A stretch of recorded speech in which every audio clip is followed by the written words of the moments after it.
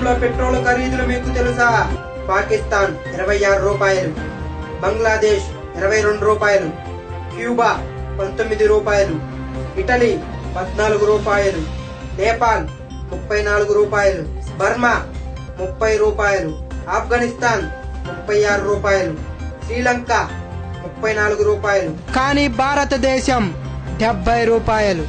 ఇది ఎలా అంటే రిఫైనరీ దగ్గర 1 లీటర్ ధర 16 రూపాయల 50 పైసలు, central tax 11.8%, plus exchange duty 9.7%, VAT cess 4%, state tax 8%, మొత్తం కలిపి 50 రూపాయల 5 పైసలు 1 లీటరు, మరియు అదనంగా 20 రూపాయలు.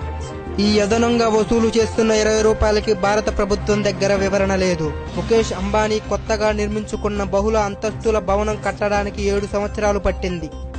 ఈ చిన్న భవనం ఆయన జీవిత భాగస్వామి యొక్క పుట్టినరోజు కానుక.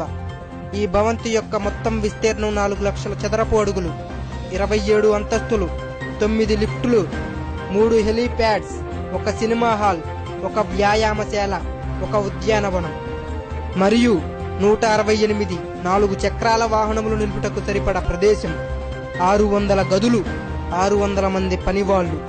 ఇది ఒకే ఒక కుటుంబంతో నివసిస్తున్న ప్రపంచంలో అతి పెద్ద ఇల్లు. మొత్తం ఖర్చు 4700 కోట్లు. ఈ మధ్య కాలంలోనే ఈ కొత్త ఇంట్లోకి ప్రవేశించారు. మొత్తం 3 పిల్లలు ఆయన జీవిత భాగస్వామి. ఈ ఇంటి యొక్క మొదటి నెల కరెంటు బిల్లు 71 లక్షలు. ఇది నమ్మశక్యం. భారతదేశం ఈ పేద కుటుంబంకి ప్రభుత్వం కరెంటు బిల్లులో రాయితీలు కూడా ఇస్తుంది. బలిసిన వారికి ఎరుపు వాచీలు. ఈ దేశం ఎలాంటిది అంటే అంబులెన్స్ కన్నా పిజ్జా ఫాస్ట్ గా వస్తుంది. కారు లోన్ 7%, ఎడ్యుకేషన్ లోన్ 12%, బియ్యమేమో కిలో 40 రూపాయలు, మరి సిమ్ కార్డు ఏమో ఉచితం. వీళ్ళకి స్వర్ణ పథకం అంటే బంగారు పథకం. వీళ్ళకి గవర్నమెంట్ 3 కోట్లు ఇస్తుంది. మరి ఇంకో షూటర్ బార్డర్ లో శత్రువుతో పోరాడి చనిపోతే వారికి 1 లక్షతో చేతులు దులుపుకుంటారు. నిజమైన దేశమేనా? జాగో ఇండియా జాగో. దయచేసి అందరు భారతీయులకు పంపించండి. జోక్స్ రోజు ఎవరికో ఒకరికి పంపిస్తాం. దయచేసి దీనిని షేర్ చేయండి.